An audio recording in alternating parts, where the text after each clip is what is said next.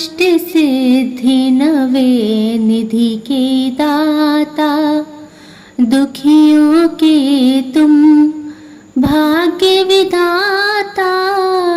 अष्ट सिद्धि नवे निधि के दाता, दुखियों के तुम भाग्य विधाता। सिया राम जी के काज सवारे, सिया राम जी के काज सवारे। मेरा करे उद्धार, पावन सुत विनती बारंबार, पवन सुत विनती बारंबार। जय सिया राम, जय बागेश्वर धाम। मेरी सभी माताओं बहनों और भाई बंधुओं को मेरा नमस्कार है। आप सभी का भारती वंदिनी चैनल में स्वागत है। मित्रों, जैसा कि हम सभी जानते हैं कि आज मंगलवार का शुभ दिन है और आज प्रदोष व्रत भी है। और जो प्रदोष व्रत मंगलवार के दिन पड़ता है वो भौम प्रदोष व्रत या मंगल प्रदोष व्रत कहलाता है। इस व्रत को रखने से भक्तों के स्वास्थ्य संबंधी समस्याएं दूर हो जाती हैं और उनके शारीरिक स्वास्थ्य में सुधार आता है। भौम प्रदोष व्रत जीवन में समृद्धि लाता है। मित्रों, वैसे तो सभी लोग भौम प्रदोष व्रत की एक ही कथा सुनते हैं, परंतु भौम प्रदोष व्रत की दो कथाएं प्रचलित हैं, जो मैं आज आपको एक साथ एक ही वीडियो में सुनाने जा रही हूँ। अतः आपसे निवेदन है कि इस शुभ संयोग के व्रत कथा का रसपान अवश्य करिएगा, ताकि आपके जीवन में भगवान शंकर और बालाजी सरकार की कृपा बनी रहे। तो चलिए एक एक करके कथाओं का रसपान करते हैं, परंतु उससे पहले मेरा आप सभी भाई बहनों से एक निवेदन है। यदि आप चैनल पर नए हैं या फिर अभी तक आपने चैनल को सब्सक्राइब नहीं किया है तो चैनल को सब्सक्राइब अवश्य कर लीजिएगा और बगल में बनी हुई बेल आइकन को जरूर दबा लीजिएगा, ताकि मैं आपके लिए ऐसी ही पवित्र कथा कहानियाँ लाती रहूं। तो चलिए भोलेनाथ के दर्शन करते हुए कथाओं को शुरू करते हैं। मित्रों, मैं आपको मंगल भौम प्रदोष व्रत की प्रथम कथा सुनाने जा रही हूँ, अतः ध्यान से सुनिए। स्कंद पुराण में वर्णित एक कथा के अनुसार प्राचीन काल में एक विधवा ब्राह्मणी अपने पुत्र को लेकर भिक्षा लेने जाती थी और संध्या को लौटती थी। एक दिन जब वह भिक्षा लेकर घर लौट रही थी तो उसे नदी किनारे एक सुंदर बालक दिखाई दिया, जो विदर्भ देश का राजकुमार धर्मगुप्त था। शत्रुओं ने उसके पिता को मारकर उसका राज्य हड़प लिया था। उसकी माता की मृत्यु भी अकाल हुई थी। ब्राह्मणी ने उस बालक को अपना लिया और उसका पालन पोषण किया। कुछ समय पश्चात ब्राह्मणी दोनों बालकों के साथ देवयोग से देव मंदिर गई।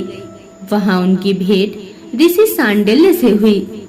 ऋषि सांडिल्य ने ब्रह्माणी को बताया कि जो बालक उन्हें मिला है वह विदर्भ देश के राजा का पुत्र है, जो युद्ध में मारे गए थे और उनकी माता को ग्राह ने अपना भोजन बना लिया था। ऋषि सांडिल्य ने ब्रह्माणी को प्रदोष व्रत करने की सलाह दी। ऋषि आज्ञा से दोनों बालकों ने भी प्रदोष व्रत करना शुरू किया। एक दिन की बात है, दोनों बालक वन में घूम रहे थे, तभी उन्हें कुछ गंधर्व कन्याएं नजर आईं। ब्राह्मण बालक तो घर लौट आया, किंतु राजकुमार धर्मगुप्त अंशुमती नाम की गंधर्व कन्या से बात करने लगा। गंधर्व कन्या और राजकुमार एक दूसरे पर मोहित हो गए। कन्या ने विवाह हेतु राजकुमार को अपने पिता से मिलवाने के लिए बुलाया। दूसरे ही दिन जब वह पुनः गंधर्व कन्या से मिलने आया तो गंधर्व कन्या के पिता ने बताया कि वह विदर्भ देश का राजकुमार है। भगवान शिव की आज्ञा से गंधर्व राज ने अपनी पुत्री का विवाह राजकुमार धर्मगुप्त से कराया। इसके बाद राजकुमार धर्मगुप्त ने गंधर्व सेना की सहायता से विदर्भ देश पर पुनः आधिपत्य प्राप्त किया। यह सब ब्राह्मणी और राजकुमार धर्मगुप्त के प्रदोष व्रत करने का फल था। मित्रों, स्कंद पुराण के अनुसार जो भक्त प्रदोष व्रत के दिन शिव पूजा के बाद एकाग्र होकर प्रदोष व्रत कथा सुनता है या पढ़ता है, उसे 100 जन्मों तक कभी दरिद्रता नहीं होती। तो बोलिए भगवान शिव शंकर की जय, बागेश्वर धाम की जय। जैसी कृपा भगवान ने ब्राह्मणी और राजकुमार धर्मगुप्त पर करी, ऐसी कृपा हम सब पर करना। मित्रों, अब मैं आपको मंगल भौम प्रदोष व्रत की द्वितीय कथा सुनाने जा रही हूँ, अतः ध्यान से सुनिए। एक नगर में एक वृद्धा निवास करती थी। उसके मंगलिया नाम का एक पुत्र था। वृद्धा की हनुमान जी पर गहरी आस्था थी। वह प्रत्येक मंगलवार को नियम पूर्वक व्रत रखकर हनुमान जी की आराधना करती थी। उस दिन वह ना तो घर लीपती थी और ना ही मिट्टी खोदती थी। वृद्धा को व्रत करते हुए अनेक दिन बीत गए थे। एक बार हनुमान जी ने उसकी श्रद्धा की परीक्षा लेने की सोची। हनुमान जी साधु का वेश धारण कर वहां गए और पुकारने लगे, है कोई हनुमान भक्त जो हमारी इच्छा पूरा करे, है कोई हनुमान भक्त जो हमारी इच्छा पूरा करे। पुकार सुन वृद्धा बाहर आई और बोली, आज्ञा करिए महाराज। साधु वेशधारी हनुमान जी बोले, माता मैं भूखा हूँ, भोजन करूँगा, तू थोड़ी जमीन लीप दे। ऐसा सुनकर वृद्धा दुविधा में पड़ गई। अंततः हाथ जोड़कर बोली, महाराज लीपने और मिट्टी खोदने के अतिरिक्त आप कोई दूसरी आज्ञा दें, मैं अवश्य पूरा करूंगी। साधु ने 3 बार प्रतिज्ञा कराने के बाद कहा, तू अपने बेटे को बुला, मैं उसकी पीठ पर आग जलाकर भोजन बनाऊंगा। वृद्धा के पैरों तले धरती खिसक गई, परंतु वह प्रतिज्ञा बद्ध थी। उसने मंगलिया को बुलाकर साधु को सुपुर्द कर दिया। मगर साधु रूपी हनुमान जी ऐसे नहीं मानने वाले थे। उन्होंने वृद्धा के हाथों से ही मंगलिया को पेट के बल लिटवाया और उसकी पीठ पर आग जलवाई। आग जलाकर दुखी मन से वृद्धा अपने घर के अंदर चली गई। इधर भोजन बनाकर साधु ने वृद्धा को बुलाकर कहा, माता मंगलिया को पुकारो ताकि वह भी आकर भोग लगा ले। इस पर वृद्धा बहते आंसुओं को पोंछकर बोली, उसका नाम लेकर मुझे अब और कष्ट न पहुंचाओ।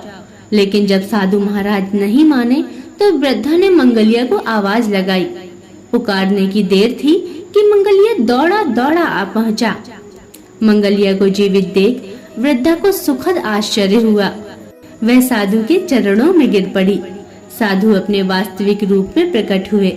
हनुमान जी को अपने घर में देख वृद्धा का जीवन सफल हो गया। सूत जी बोले, मंगल प्रदोष व्रत से शंकर और पार्वती जी इसी तरह भक्तों को साक्षात दर्शन दे कृतार्थ करते हैं। तो बोलिए भगवान शिव शंकर की जय, बालाजी सरकार की जय। मैं प्रार्थना करती हूँ कि जिस प्रकार भगवान ने वृद्धा पर कृपा करी, ऐसी कृपा आप सभी के परिवार पर और आप पर हमेशा बनाए रखें। मित्रों, यह थी मंगल भौम प्रदोष की व्रत कथाएं। आशा करती हूँ कि आपको ये कथाएं पसंद आई होंगी। अगर इनमें कोई त्रुटियां हैं तो मुझे क्षमा करें और जाने से पहले चैनल को सब्सक्राइब अवश्य करिएगा और कमेंट में जरूर लिखिएगा, जय शिव शंभू, जय बागेश्वर धाम, जय सीताराम। अब अगले वीडियो तक के लिए नमस्कार।